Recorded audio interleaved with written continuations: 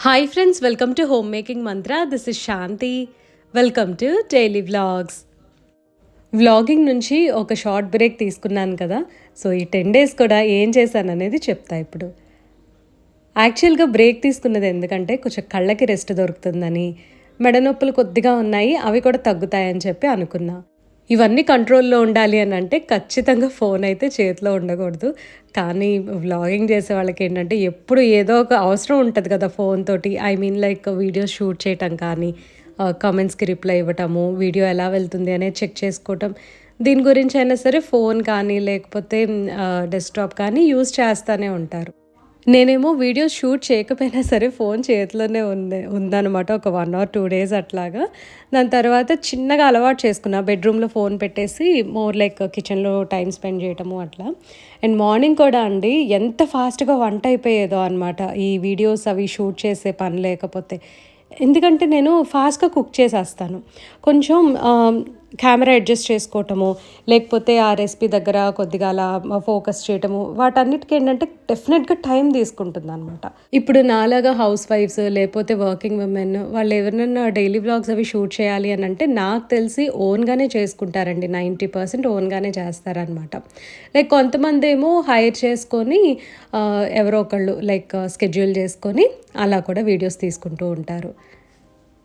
ఏదైనా సరే అండి, మనకి మనం చేసుకున్నాము ఒక పని అంటే అందులో డెఫినెట్‌గా సెల్ఫ్ సాటిస్ఫాక్షన్ ఉంటుంది. అండ్ కొంచెం ఎవరైనా హెల్ప్ తీసుకొని చేసే వాటిల్లో ఏంటంటే క్వాలిటీ డెఫినెట్‌గా కనిపిస్తుందనమాట. ఇంకా మనం బెటర్ కంటెంట్ ప్రొవైడ్ చేయడానికి ట్రై చేయొచ్చు. నేను డైలీ వ్లాగ్స్ చేస్తాను కాబట్టి నాకుగా లైక్ ఏం కావాలనేది బెటర్ తెలుస్తది అని అనిపిస్తది. లైక్ ఇప్పుడు ఏదన్నా ఒక దాని మీద ఫోకస్ చేయాలి అని అంటే టక్‌మని చేసేయొచ్చు. ఏదన్నా ఒక పని చేయాలి అంటే దానికి స్కెడ్యూల్‌తో పని లేకుండా అంటే లైక్ స్కెడ్యూల్డ్ కంటెంట్ లాగా కాకుండా నాకు నేను అప్పటికప్పుడు ఓకే ఇది చూపిస్తే బావుంటుంది అని చెప్పి అనుకుంటా కదా. అది మీకు వెంటనే టక్‌మని చూపించేసేయడానికి కుదురుతుందనమాట. కాకపోతే కొంతమంది అనుకుంటూ ఉంటారు ఈ ప్రతి చిన్నది కూడా కంటెంట్ చేయాలా అని. కానీ డైలీ వ్లాగర్స్‌కి వచ్చే ఐడియాసే అలా ఉంటాయన్నమాట. ఇప్పుడు మనం రోజు చేసుకుంటాం పని. ఇప్పుడు చేసే దాంట్లో ఇప్పుడు ఏదన్నా నాకొక చిన్న లాజిక్ కనిపించినా, లేకపోతే ఇది చూపిస్తే బావుంటుంది మన సబ్స్క్రైబర్స్‌కి, తెలియని వాళ్ళు తెలుసుకుంటారు అని అనుకుంటాం కదా. సో వాళ్ళకైతే డెఫినెట్‌గా హెల్ప్‌ఫుల్‌గా ఉంటది.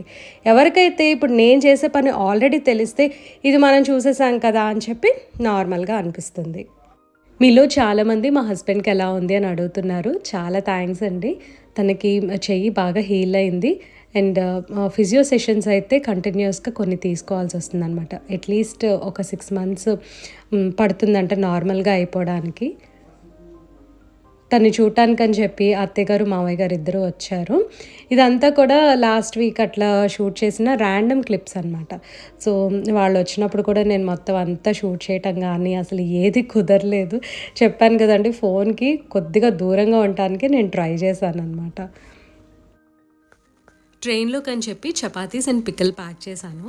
యాక్చువల్లీ కుర్మా కూర చేసాము. అయితే కుర్మా అదంతా వద్దని చెప్పారనమాట.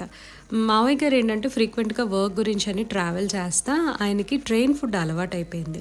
కొన్ని ట్రైన్స్‌లోనేమో ఫుడ్ బావుంటుంది. కొన్నిట్లో బాగోదు. ఎటు మావయ్య గారికి అలవాటయిపోయింది కదా అని వద్దన్నారు కానీ, ఇంకా నేనే ఇట్లా చపాతీ అండ్ కొద్దిగా పికిల్ ప్యాక్ చేసేసాను. మొత్తానికి నాకు ఈ 10 డేస్‌లో ఒకటి అలవాటయిందండి. కొంచెం ఫోన్‌కి దూరంగా ఉండొచ్చు అని. కానీ ఫుల్‌గా అయితే వాడకుండా అసలు ఉండలేము. దట్టు ఈ రోజుల్లో ఏదో ఒక అవసరం వస్తుంది. ఒక కాల్ అనో లేకపోతే ఒక వీడియో ఫార్వర్డ్ చేయాల్సొస్తుంది. ఫ్రెండ్స్ అండ్ ఫ్యామిలీ ఫోటోస్ అవి పంపిస్తూ ఉంటారు. లేకపోతే మెసేజెస్ చేస్తారు. సో వాటికి రిప్లై ఇవ్వటము అంతవరకైతే నేను యూజ్ చేయక తప్పలేదు. చికెన్ కర్రీ చేస్తున్నా అండి. మావయ్య గారు వాళ్ళు వచ్చారు కదా. ఆ రోజు యాక్చువల్లీ ఏదో ఒకటి షూట్ చేద్దామని అనుకున్నా గానీ, ఇంకా ఇది చేసిన తర్వాత ఇంకా ముచ్చట్లో పడిపోయి అసలు టోటలీ దీని గురించే మర్చిపోయా. అండ్ మ్యాంగోస్ ఫ్రీజ్ చేశాము. ఇలా ఫ్రీజ్ చేయొచ్చు అని చెప్పి అమ్మ యూట్యూబ్‌లో చూసిందనమాట. సో ట్రై చేద్దాము అని చెప్పి నా పెద్దమ్మ పంపించిన రసం మామిడికాయల్లో 3 కాయలు తీసి చక్కగా కడిగి తుడిచేసేసి కవర్‌లో పెట్టేసి ఫ్రీజర్‌లో పెట్టేసాము. ఇవి జ్యూస్ తీసి పెట్టుకునేవాళ్ళం ఇంతకుముందు. ఎందుకంటే మా కజిన్స్ యూఎస్‌లో ఉంటారు. వాళ్ళ కోసం అని చెప్పనమాట. మేమైతే మాత్రం సీజనల్‌గా తినేస్తూ ఉంటాము.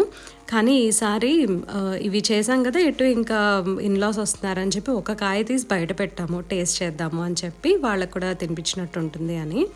మొత్తానికి దీని టేస్ట్ వచ్చేసరికి ఒక 90% ప్రిజర్వ్ అయిందండి. ఎక్కడో ఒక చిన్న టేస్ట్ అనేది మనకు ఆ సాటిస్ఫాక్షన్ ఉంటుంది కదా, అది ల్యాక్ అయింది అని అనిపించిందనమాట. ఫ్రెష్గా ఉంది కాయ, చాలా బాగుంది. తినే ముందు జస్ట్ ఒక హాఫ్ అన్ అవర్ ముందు వాటర్లో వేయాలంట. ఆ తర్వాత వెంటనే కన్జ్యూమ్ చేస్తే సరిపోతుంది. మరి ఎక్కువసేపు బయట ఉంచాము అని అంటే నల్లబడిపోతాయంట కాయలు. సో ఇదేంటంటే అమ్మ యూట్యూబ్ షార్ట్స్లోనో లేకపోతే వీడియోలోనో చూసి చేసింది.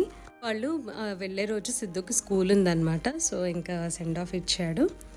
ఇదంతా కూడా Sunday morning vlog. Sunday morning మన సబ్స్క్రైబర్ ఒకరు కనిపించారండి. ఇది చాలా రేర్గా జరుగుతుందండి, ఇట్లా సబ్స్క్రైబర్స్ కనిపించటము అనేది.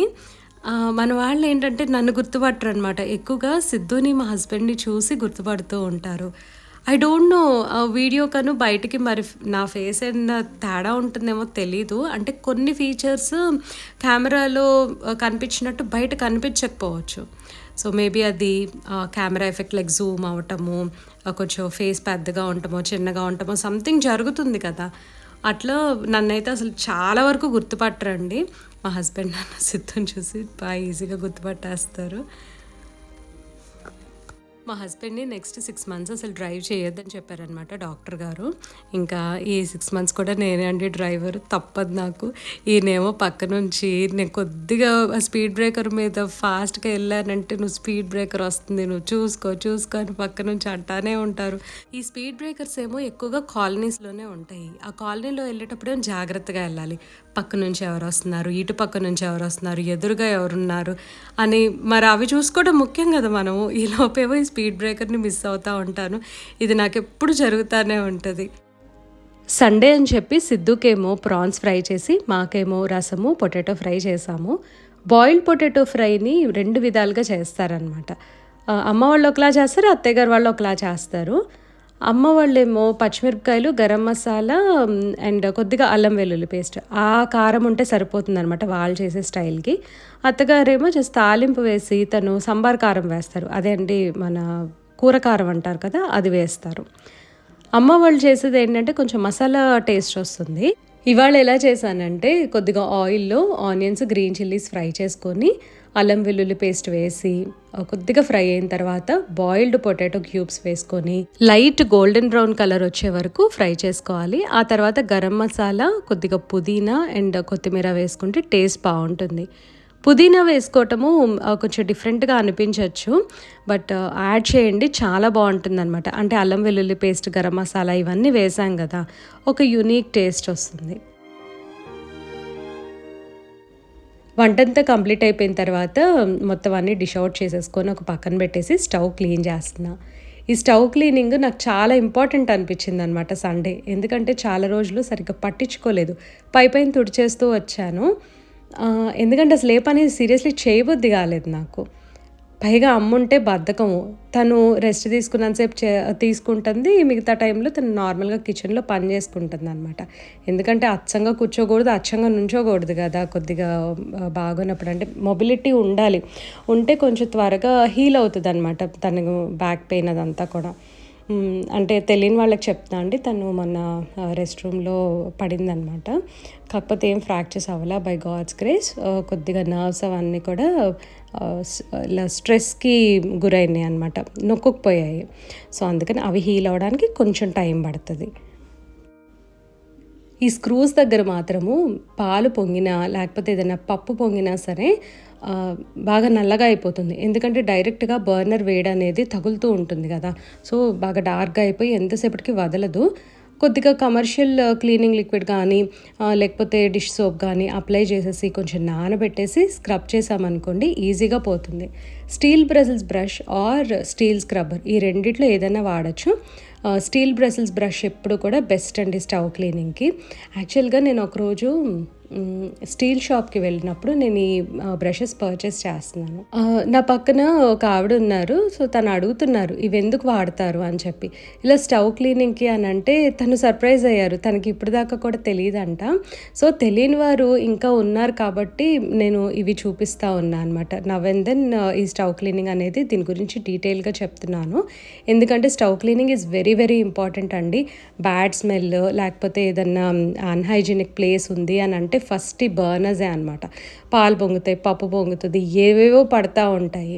అండ్ ఇదైతే ఓసీడీ కాదండి. నిజంగా cleaning is very very important ప్రతి ఒక్కళ్ళకి కూడా. మీరు 3 పూట్ల వంట చేసినా, 2 పూట్ల వంట చేసినా, డే అంతా స్టవ్ ఉన్నా సరే, ఆ స్టవ్ ఆన్లో ఉన్నా సరే, ఎట్ ద ఎండ్ మనం క్లీన్ చేసుకోకపోతే ఎవరికి తినబుద్ధి కాదు, మనకు కూడా హెల్దీ కాదు అసలు అది. ఇక్కడ నాబ్స్ ఉన్నాయి కదా, నాకు బ్రష్ వెళ్ళట్లేదనమాట.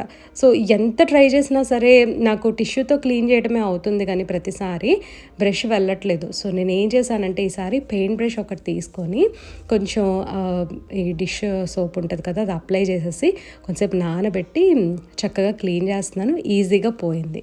బట్ స్టిల్ ఇంకా ఎక్కడో ఆ పెయింట్ బ్రష్ అంటే అంత గట్టిగా ఉండదు కదా, సాఫ్ట్గా ఉండటం వలన ఇంకా కొంచెం అక్కడక్కడ పట్టేసినట్టుంది జిడ్డు. అందుకని టిష్యూ తోటి తుడిచేసాను. లాస్ట్లో ఈ స్క్రబ్ ప్యాడ్స్ వాడండి, నిజంగా చాలా బాగా పనిచేస్తాయి.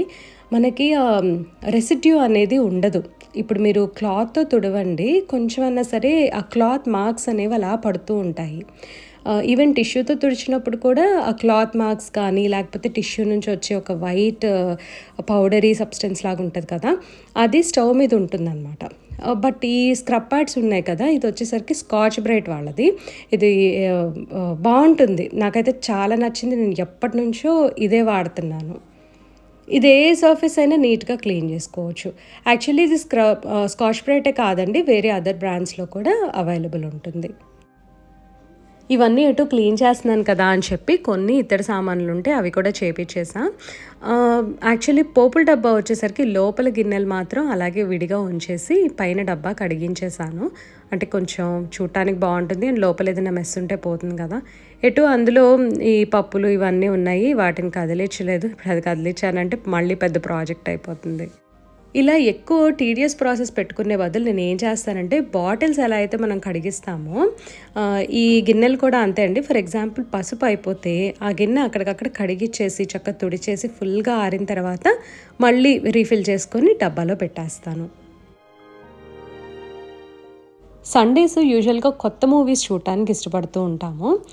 ఈసారేమో నాకు ఏదైనా పీస్ఫుల్గా ఉండేది, రిలాక్స్డ్గా ఉండే మూవీ చూద్దాము అని అనిపించింది. ఎవడే సుబ్రహ్మణ్యం మూవీ ఉంటుంది కదా, దానికోసం వెతుకుతా ఉన్నా. ఎందుకో అసలు దొరకలేదన్నమాట. ఈటీవీ విన్లో ఉన్నట్టు గుర్తుంది. సరే ఎంత వెతికినా దొరకకపోయేసరికి ఇంకా నేను వేరే 11 అని చెప్పి ఒక మూవీ పెట్టాను. ఐ థింక్ అది ప్రైమ్లో ఉన్నట్టుంది.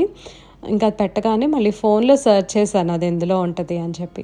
హాట్స్టార్లో ఉంది అని అన్నారు. అందులోనేమో తమిళ్ ఉందనమాట. ఫైనల్లీ సన్ నెక్స్ట్లో నా దగ్గర యాప్ ఉంది, అది అందులో చూసిన గుర్తుంది. ఒకసారి సెర్చ్ చేస్తే దొరికిందనమాట. హమ్మయ్య అనుకున్నా. ఇంకాసేపు ఆ మూవీ పెట్టుకుంటే ఎంత రిలాక్స్డ్గా అనిపించిందో. ఆ మూవీలో చాలా మీనింగ్ ఉంటుందండి. ఒకసారి అది చూసి అర్థం చేసుకోవడానికి ట్రై చేస్తే చాలా బ్రాడ్ మైండెడ్గా అయిపోతాం మనము. ఒక్కసారి ట్రై చేయండి. దీంతో వీడియో ఎండ్ చేస్తున్నా అండి. ఈ వీడియో మీకు నచ్చినట్లయితే తప్పకుండా లైక్ చేయండి, కమెంట్ చేయండి, ఛానల్కి సబ్స్క్రైబ్ చేసుకోండి. Thank you for watching. Thank you for your time.